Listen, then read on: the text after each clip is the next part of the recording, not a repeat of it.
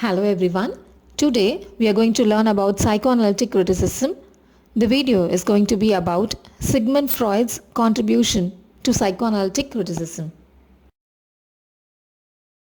The overview of today's learning is we'll begin with introduction and then about Sigmund Freud, his major ideas like unconscious, repression and sublimation, and then about three levels of personality: id, ego and superego. Then we learn about aspects of sexuality: infantile sexuality, Oedipus complex, libido, Eros and Thanatos.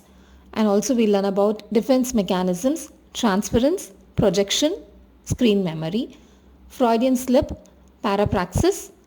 Under dream work, we'll learn about displacement and condensation, and finally what Freudian psychoanalytic critics do. Psychoanalytic criticism uses the techniques of psychoanalysis in the interpretation of literature, that is, to understand literature. Now, what is psychoanalysis? Psychoanalysis is a form of therapy which aims to cure mental disorders. Psycho refers to something related to mind. Analysis is examination or study. And therapy is a treatment which is given to cure, that is to find remedy for mental disorders or mental illness, which includes depression, anxiety disorders or any addictive behaviors. Psychoanalysis examines the conscious and unconscious elements in the mind. Conscious is anything that happens around you and if you are aware of it. Unconscious is a state of not being awake or not aware of things around you. Sigmund Freud is an Austrian psychoanalyst. He was the founder of psychoanalysis. He was born in 1856 in Austria. He completed his Doctor of Medicine in 1881 at the University of Vienna. His famous works are The Interpretation of Dreams and Beyond the Pleasure Principle, which was written in 1920. He fled to United Kingdom to escape Nazi persecution in 1938. He died in the year 1939. Sigmund Freud developed his theories based on how the mind, instincts and sexuality work. Mind is a part of the brain that thinks and remembers. It is about our thoughts, feelings and intelligence. Instinct is a natural force that causes a person to behave in a particular way without even thinking or learning about it. Sexuality is about sexual feelings. Let us now continue with Freud's major ideas. Firstly, let us learn about unconscious. All of Freud's work depends upon the notion of the unconscious. It is the part of the mind which is beyond consciousness. It has a very strong influence upon our actions. For example, your conscious mind is the one which is alert and listens to the class attentively, while the unconscious mind is the one which keeps thinking about something like your plans for the rest of the day instead of focusing on the class. The meaning of repression is the act of suppressing, holding back or controlling. In psychoanalysis, it is a state of mind when we try to forget something purposefully, ignore or avoid conflicting ideas which we are not able to resolve, that is, which we are not able to find solution. It also refers to our secret desires which we do not confess or share it with others. It can also be any traumatic, that is very disturbing or upsetting past events. Now, what happens is that these repressed thoughts are forced out of conscious mind into unconscious purposefully as you don't want to think about it. The next term to repression is sublimation. The repressed, subdued, unpleasant thoughts which are pushed from the conscious mind to unconscious is now promoted to something very grand, or it is disguised as something very noble, very good. Most of the psychological thriller movies which we watch have this concept. A person becomes a cruel villain because of his repressed emotion, which he does not try to resolve or share it with anyone, which later he vents out on the society or a particular person.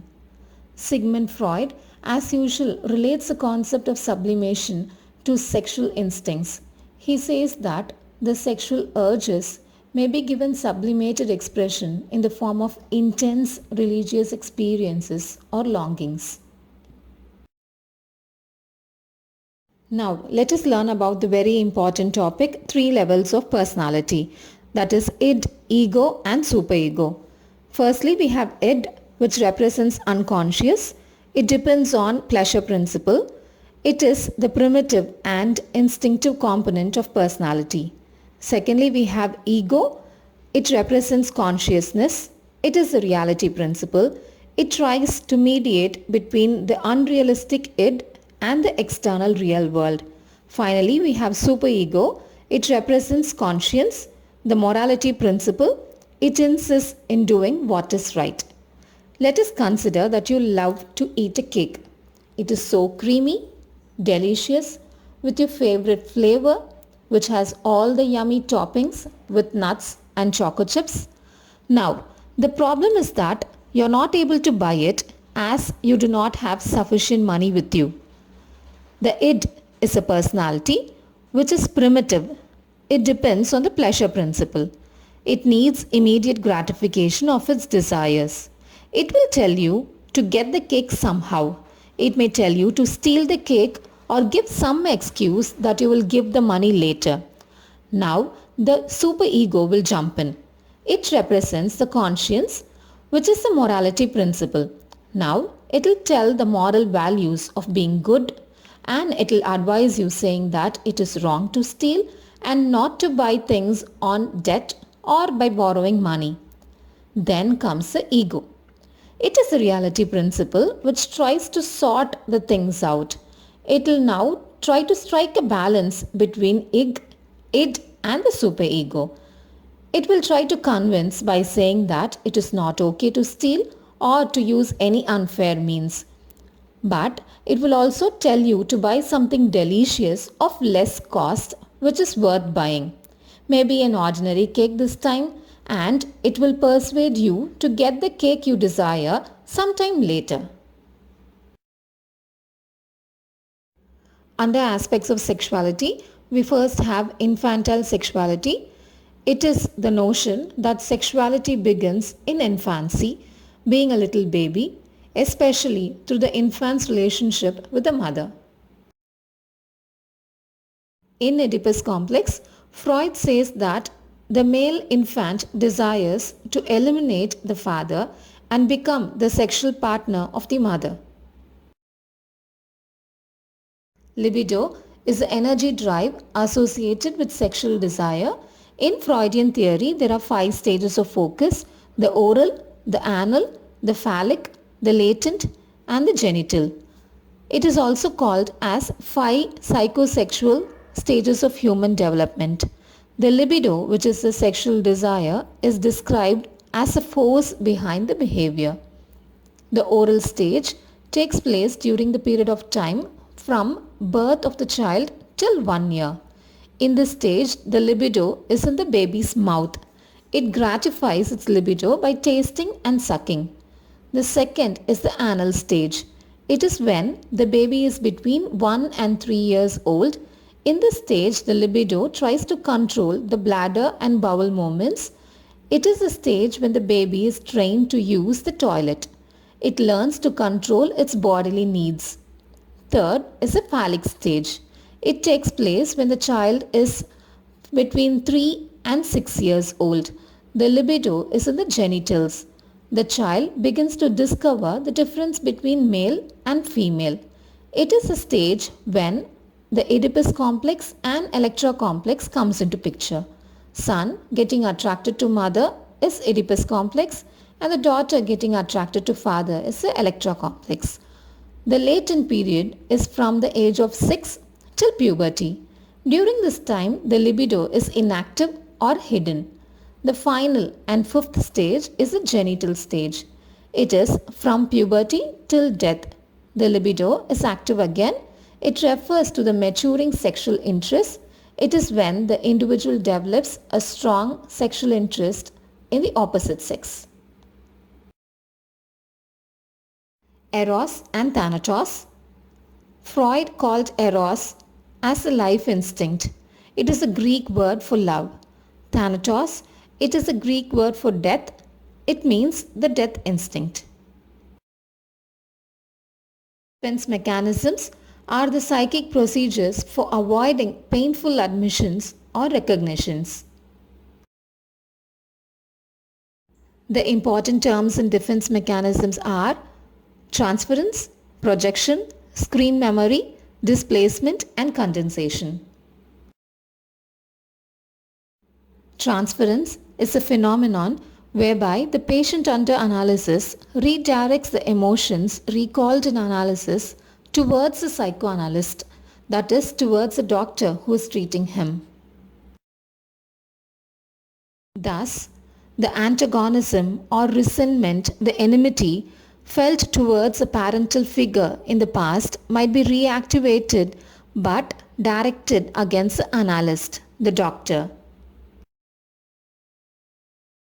Projection is when aspects of ourselves, usually are negative ones, which are not recognized as part of ourselves but are perceived in or attributed to another. Our own desires or antagonisms, for instance, may be disowned in this way.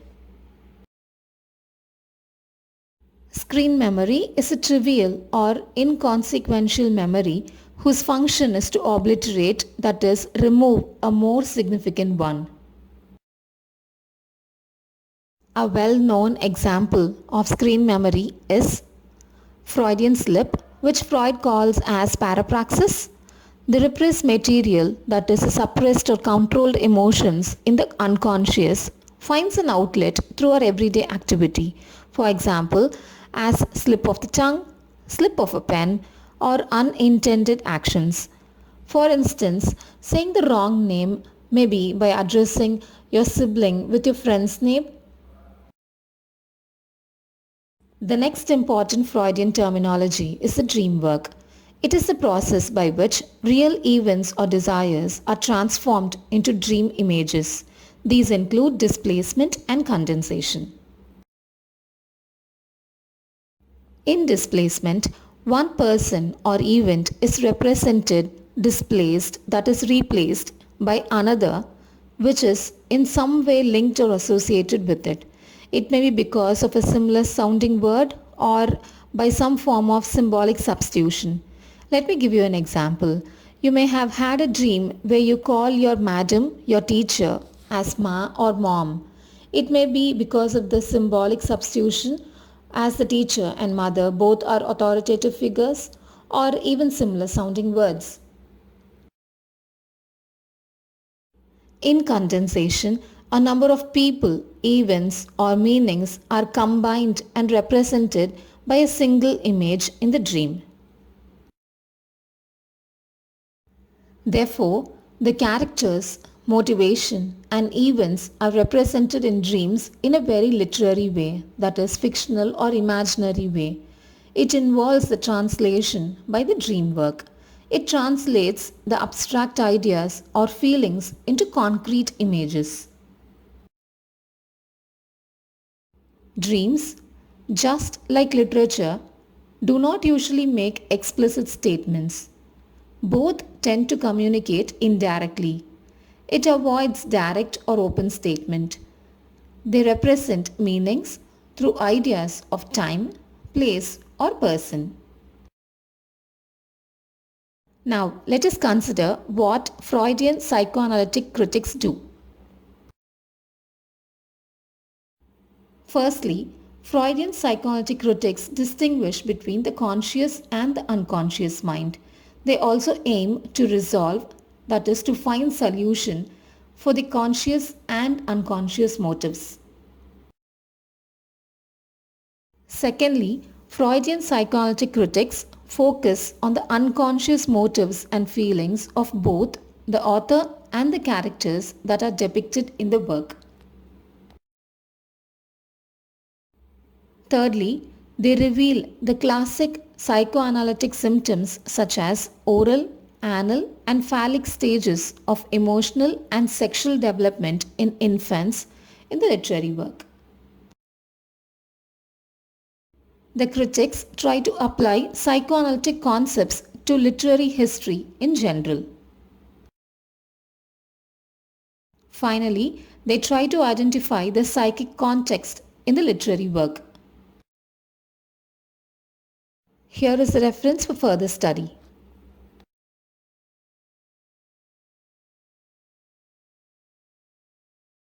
As always, thanks for listening and thanks for your time. Thank you.